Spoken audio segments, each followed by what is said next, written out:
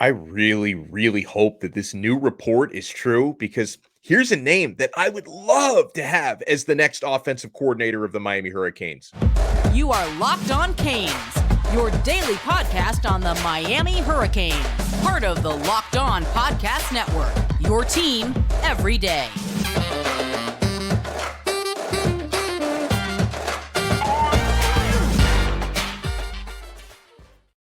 I am Alex Donno, your host. I'm a University of Miami alumnus, longtime South Florida sports radio vet, and contributor to allhurricanes.com. And thank you so much for making Locked On Canes, even on a Saturday, your first listen and your first watch, available free wherever you get your podcasts and available free on YouTube. Got to talk about Jason Candle. So Candle's name is burning. See what I did there? Once again. Now, we know that Jason Candle is someone that Mario Cristobal likes a lot. Tried to hire him for the offensive coordinator job last year. Candle last year reportedly said no and decided to remain as the Toledo head coach where he still is today. But now Candle's name is out there again. Frank Tucker from Kings County, that's the Miami Rivals site, reported on Saturday morning that Jason Candle is emerging as the top candidate for the job. And in that report, they claim Candle has already interviewed for the position and that he might even be in contract negotiations with Miami and Mario Cristobal. Now, I've said it before and I'll say it now. Jason Candle is probably my favorite out of those I feel to be realistic names and realistic candidates. We can even debate how realistic Candle is. We'll get into that. But here's the other thing that's interesting about the report this morning from Frank Tucker is it's not so much the fact that he reported it that's got everyone talking. It's the person who commented on that report that's gotten everybody talking because that tweet from Tucker about Jason Candle emerging as the top candidate, it was quote tweeted by John Ruiz with some hands, the U emojis and some, prayer hands. What are those? Like a thank you emoji. And then he writes, does Ruiz in a quote tweet, how about them Canes? And as we know, every time John Ruiz tweets something that relates to staffing or to recruiting, people just automatically assume that if John Ruiz is commenting on something, he's like putting his stamp of approval on the report being true, or he already knows who it's going to be, and he's dropping you a hint and he's being coy. Now, obviously, John Ruiz is more connected with the University of Miami football program than I am, or probably any of you watching this, okay? So he's probably more in tune with this process than we are, but at the same time, people forget this about John Ruiz. He's a fan first and foremost, and he tweets like a fan. That anytime John Ruiz tweets something doesn't mean he's like reporting it or announcing it, or that he even necessarily knows who Mario Cristobal's favorite or who's closer to getting this job right now. I everything that I understand is that Mario Cristobal is keeping this very secretive, very close to the vest, the inner circle on who he's really deciding between and interviewing for offensive coordinator. It's such a tight-knit group. I'm not even sure how close with that process John Ruiz is right now. And I'm not taking anything away from John Ruiz. Quite the contrary. I'm just telling you guys that when Ruiz tweets something, it doesn't automatically mean that he's like co-signing or confirming the report. He's a fan, and sometimes he just tweets like a fan. In fact, shortly after that quote tweet, because a lot of people were then responding to John, oh, John, this is huge. Jason Candle's coming. He's the guy. He's been hired. Ruiz even offered a follow-up tweet to clarify that. He writes, not a hire, simply my favorite. So you guys tell me, do you think Ruiz knows more than he's letting on here? Do you think he let the cat out of the bag and now he's walking it back? But we do need to have a conversation about Jason Candle because I like him a lot and I want to explain the reasons why. I think Candle, if he is indeed the front runner or one of the front runners for this job, why I think this would be an excellent choice with very little downside. To this point in Jason Candle's coaching career, he's the head coach at Toledo right now. Up to this point in his career, he's literally never failed anywhere. As far as I can tell, Jason Candle has never been fired from a job. So he started coaching at his alma mater, Mount Union, as an offensive assistant coach. He, after several years there, he left for a better gig at Toledo as an offensive assistant. He coached tight ends and wide receivers there at various times. And then in 2015, he was promoted to fill the vacant head coaching job at Toledo. That was 7.5 years ago. He's been there ever since. He's been the head coach at Toledo, and he's done a fine job there. He's never failed, never been fired anywhere. His offense is at Toledo. They've cracked the top 25 in America before. And what I like about Candle most as an offensive mind, as a schemer, and as a play caller is he's very well known for a balanced attack. And we know that that's the sort of philosophy Mario Cristobal would love. He would love a balanced attack. There's nobody more balanced than Jason Candle. Last season, for example, in Toledo, the Toledo Rockets passed for a little over 3,100 yards with 31 touchdowns through the air. And they rushed for a little over 2,500 yards with 26 touchdowns on the ground. Balance, almost perfect balance.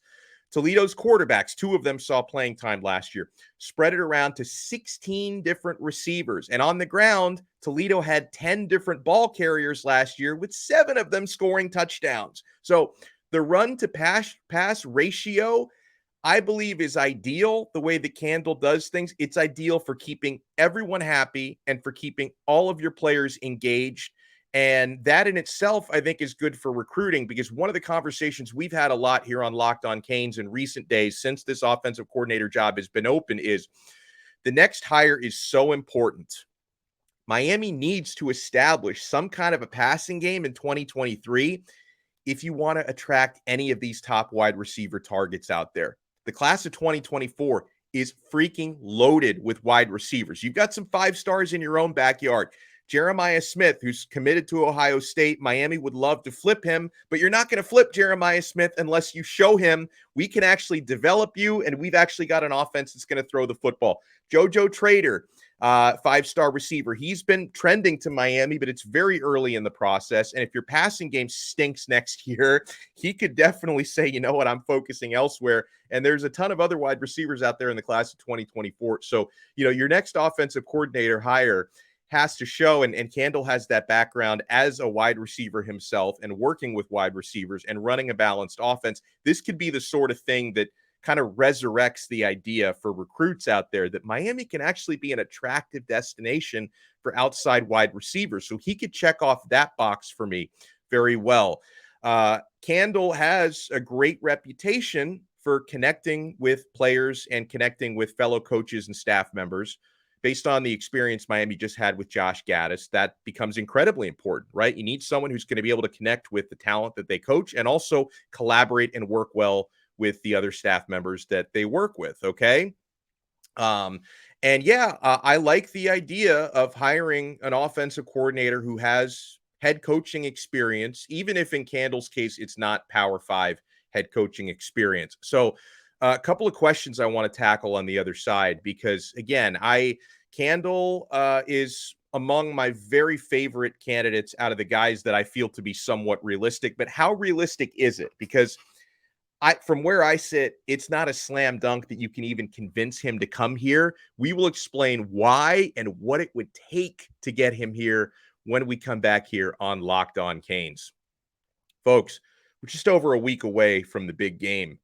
I hope you guys have signed up at FanDuel. This year, the only app that you're going to need at your Super Bowl party is FanDuel. It's America's #1 sports book, and we're so excited to have them as our new sports betting partner, because FanDuel is the #1 sports book in America. And if you're new to FanDuel, that's even better, because they have so many great features that make betting on sports fun and easy. Download FanDuel now so you can bet Super Bowl 57 with a no-sweat first bet. You'll get up to $3,000 back in bonus bets if your first bet doesn't win. How about that deal?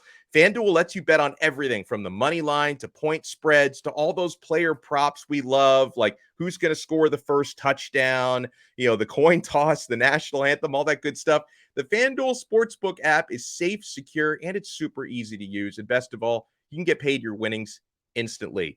So join FanDuel today at fanduel.com/lockedon to claim your no sweat first bet on Super Bowl 57. That's fanduel.com/lockedon. Make every moment more with FanDuel, official sportsbook partner of the NFL. And thank you so much for making Locked On Canes your first listen today. We're available free wherever you get your podcasts and available free on YouTube. So again, there's a report out there that hit this morning, Saturday morning, from Frank Tucker of the Miami Rivals site that Jason Candle has interviewed for the Miami Hurricanes offensive coordinator job. According to that report, he is emerging as the top candidate and may even be negotiating a contract. And folks, I want to emphasize, obviously, I like to credit when people report things. I don't plagiarize. I don't try to pass things off as my own. This is not my report. This is Frank Tucker's report. And from where I sit, I hope it's true. I hope it's true because I like Jason Candle a lot. Okay. So, yeah, I've already been asked by a couple folks on our Twitter timeline would Jason Candle leave Toledo and why would he leave Toledo? I don't know how much of a motivator money is for him specifically. Obviously, money makes the world go round, as they say. But I am fairly certain that Miami would pay Jason Candle more than the $1.1 million per season that he makes at Toledo.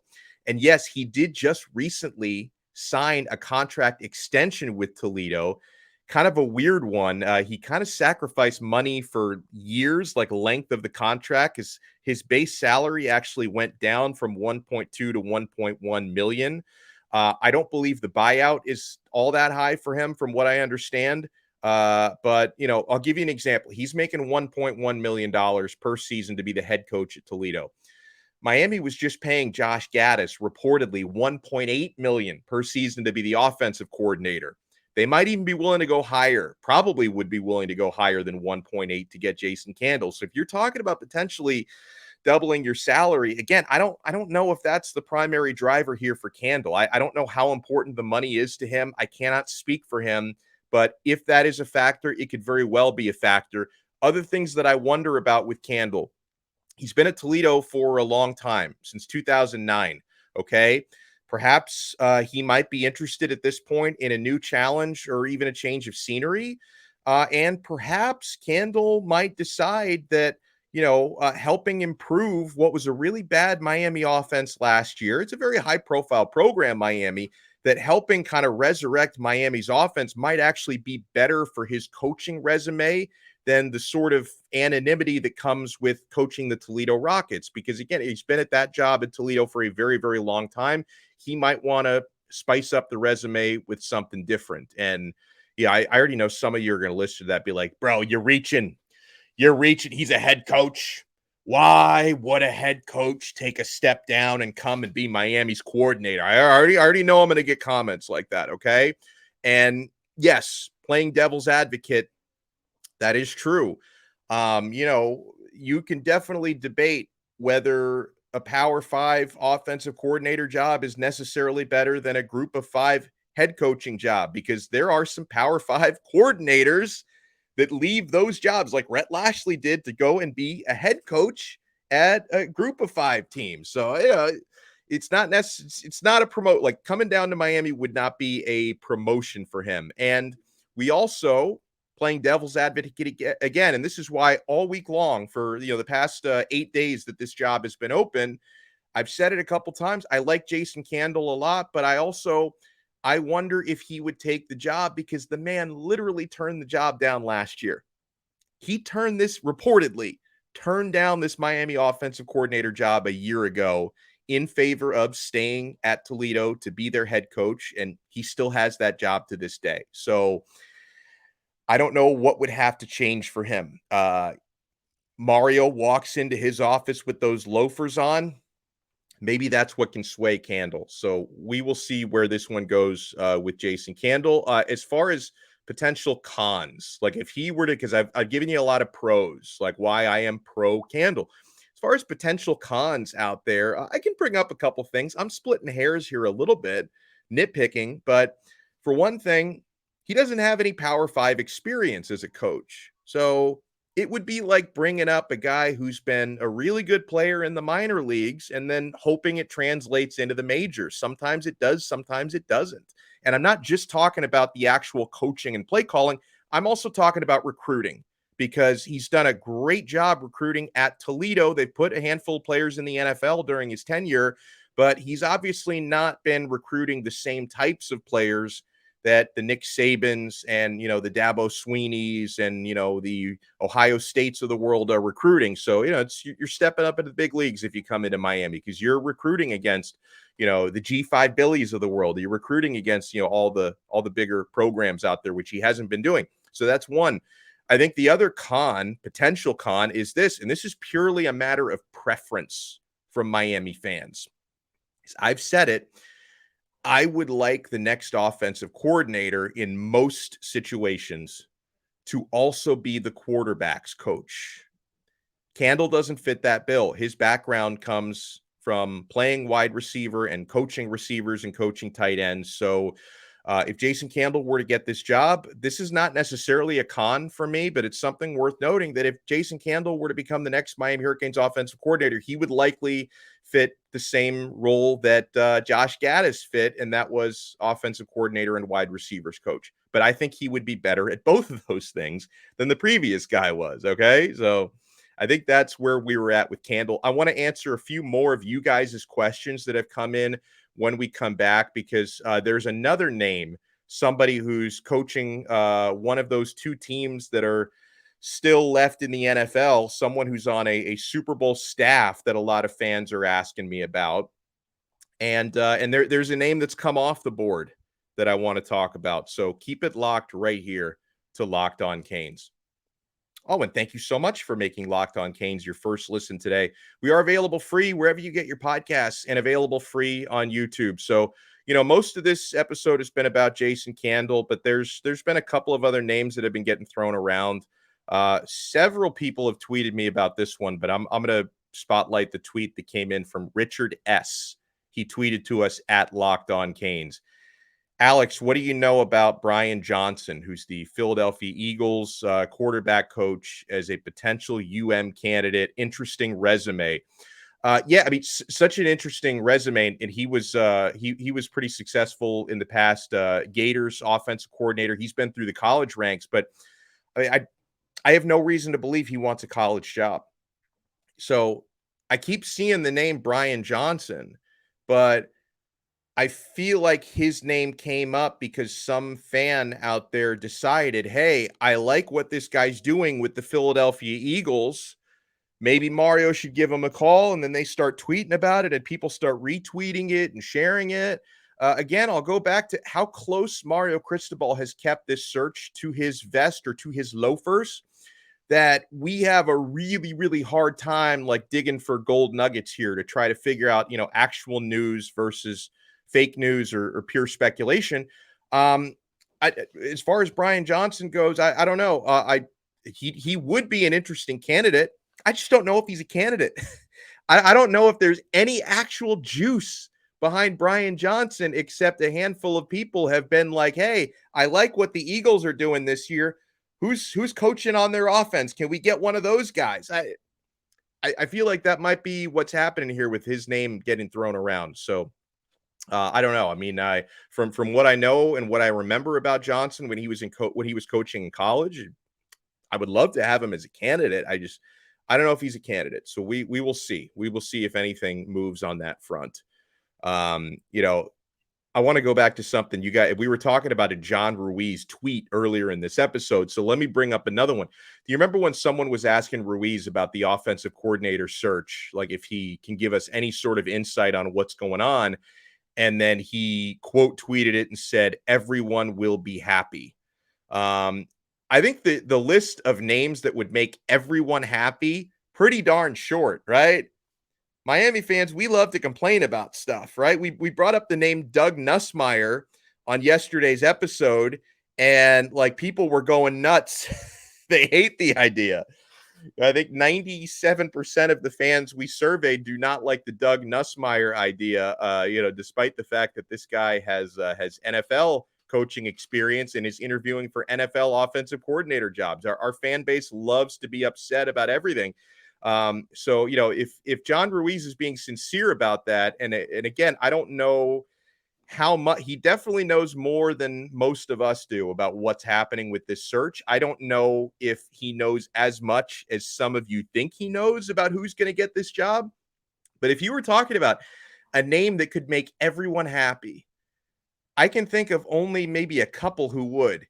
Ken Dorsey, think would be universally accepted. I don't think anyone would complain about Dorsey getting the job.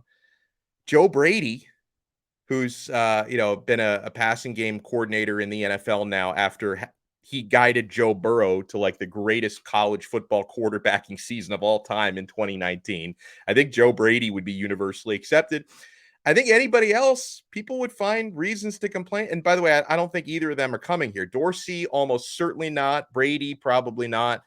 Outside of that, we talked about Jason Candle on this episode. People would find a way to complain about that. No Power 5 experience, not a quarterback guru, right? People would find a way. He has done good work, though, with Toledo quarterbacks. The kid that they had a few years ago, Logan Woodside, was really good. And I've got to give Candle some credit for developing that guy. So he has a good history with quarterbacks, but some people would find a way to complain about Candle.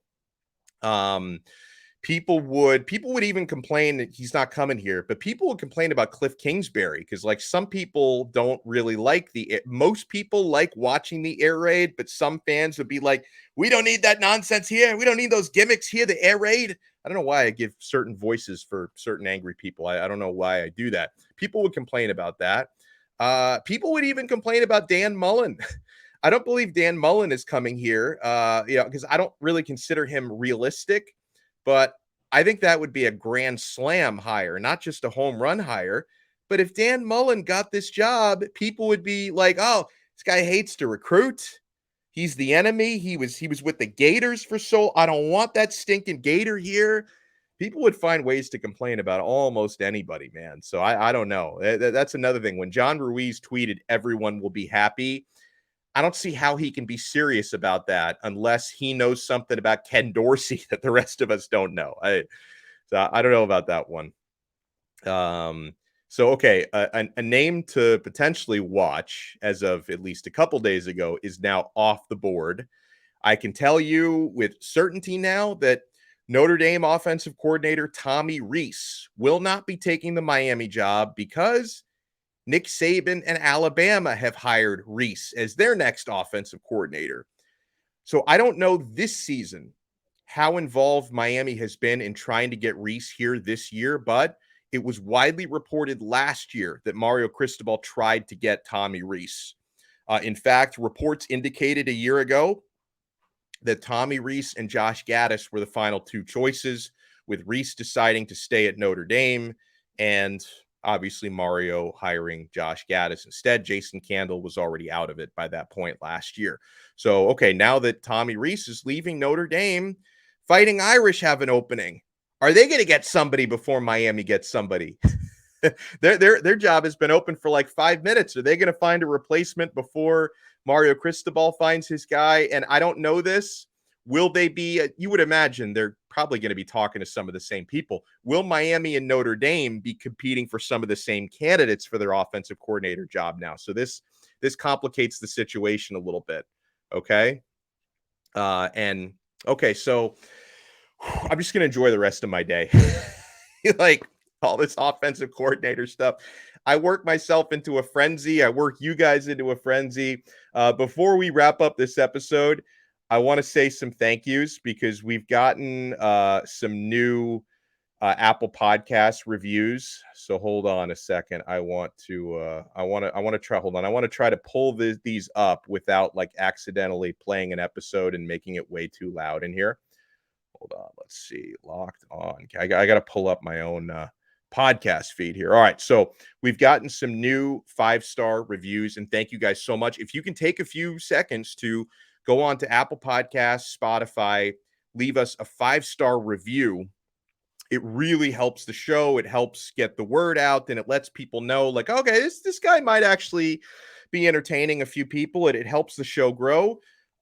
We get a 5-star review from Daniela, who says, amazing and entertaining coverage of the Canes every single day. Thank you so much. Hurricane Wheezy writes to us, great content with a 5-star review. Aaron Allen writes, by far the best Miami Hurricanes podcast. Donno does it right. He knows what he's talking about. He puts in the work and cares about this team. Excellent podcast. I will be a forever fan. Hashtag Go Canes. Thank you so much, Aaron. Richard Senatore sounds like a paisan. Hey, he writes real information in real time, and Alex keeps it real. It is now my one source for Miami Hurricanes football news. Go Canes. And listen, we don't have to be your one source. I don't honestly, there's so many good shows out there. I don't care who you listen to and who you watch. Support everybody. Just make sure you support us while you support everybody else, right? Because a lot of great creators out there. We don't have to be your only stop, but just make sure you make us one of your stops every day. JD Caned writes in, nobody stays on top of Canes info better than Donno every single day. Thank you. David JC writes us a 5-star review full of great info. Donno is definitely a Cane, but is also fair and critical when needed. Can't recommend it highly enough. Thank you so much. And I think those are all the new ones we've gotten. We'd like to throw as many shout outs as we can. So if you can leave us a 5-star review every, once or twice a week, we like to shout those out. And I hope it's Candle. I hope Jason Candle, is the next offensive coordinator at the University of Miami. We will talk to you guys next time on another episode of Locked On Canes. We are part of the awesome Locked On Podcast Network, your team every day.